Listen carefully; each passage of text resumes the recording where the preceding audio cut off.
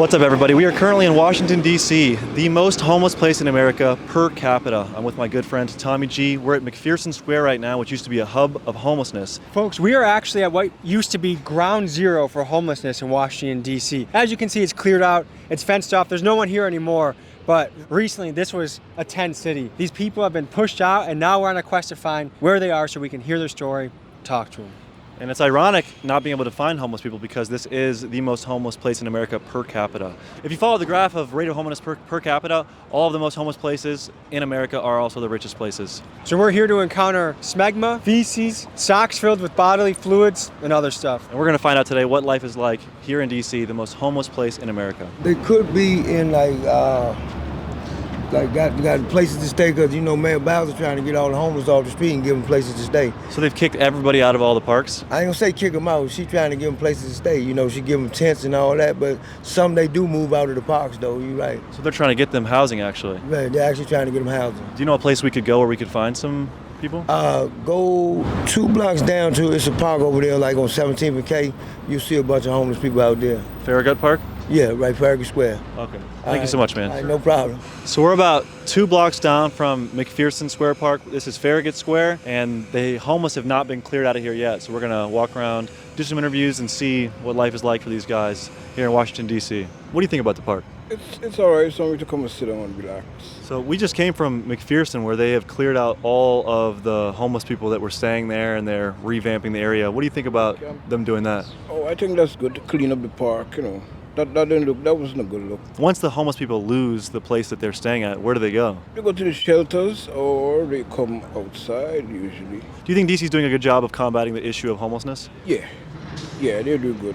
They're doing good. So they're helping a lot of homeless people actually sleep indoors instead of outdoors? Yeah, they get them apartments and stuff like that. And I guess sleeping in the homeless shelters themselves, is it a comfortable place or is it harsh? No, it's comfortable. I sleep in the shelter. How long have you been staying in the shelters here in DC? I've been in the shelter like 4 years. What are some of the difficulties you face living out of a shelter? Not much, not much difficulties. So if you get caught stealing or fighting, then you're not allowed to stay in the shelter? Yeah, you get sent out. So that's interesting. You stay in the shelter and you think it's good that they're clearing out the parks of the homeless people and cleaning them up. Clear the parks, man. We need these good-looking parks like this, clean, nice. And with the homeless shelters, isn't there a certain time you have to be in the shelter and a certain time you have to be out? No, you could stay in all the time now. Are there any misconceptions about the homeless people that you'd like to clear up? People say what they like, so I don't fuss about it, though. I don't think bad about it. How did you become homeless? Well, I used to live in New York, then I came up here and ironwork. Is it hard to find an occupation once you're, have been out of work for a few years? No, it's not hard. So do you have a job right now? No.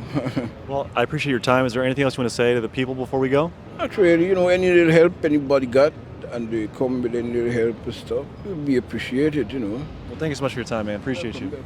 Oh, well, if it isn't for one of the best journalists on YouTube. What's up there, Thomas? Buckingham, good to see you. I'm surprised. This is turning into a very bizarre adventure we're going on. It's almost more of a mystery than exploring the actual issue. Because we were just over at Washington Circle, and there's a bunch of tents around and tents in the woods, but no homeless people. It's turning into a grand mystery, but that's what we're here for. That's why we're boots on the ground. To me, these are the toughest parts of the video. When it's Skid Row, there's hundreds of people outside. It's easy to be like, hey, who wants to share their story and have people feel comfortable.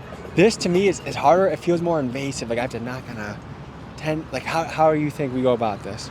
Well, it is hard when they're in their tent, because if someone came to my doorstep and knocked on my door and said, hey, Brandon, what's it like living here? I'd be like, bro, you gotta get away. Like, Exactly. You gotta go. And so you have to appreciate that even though they don't have an apartment or a house, this is their house. I'm just so shocked that it's the most homeless place in America and we can't find the homeless. So is what you're discovering right now is that it might be one of the best examples of a city that's combating it in a correct way or a positive way? Yeah, this is one of the few places that is supposed to have a homeless issue where we can't find the homeless, and the 1 or 2 people we've talked to has said that they're doing a great job. That's very rare. Yeah, I guess we probably never heard it from the people living outside that the city's doing a great job. So if we're hearing that, it's interesting. Before you start looking for folks, I'd recommend you check out those 2 porta potties. We did, and it's captivating in there. Oh yeah, so they have porta potties so the homeless population can use the restroom inside rather than outside. Let's check it out. Man.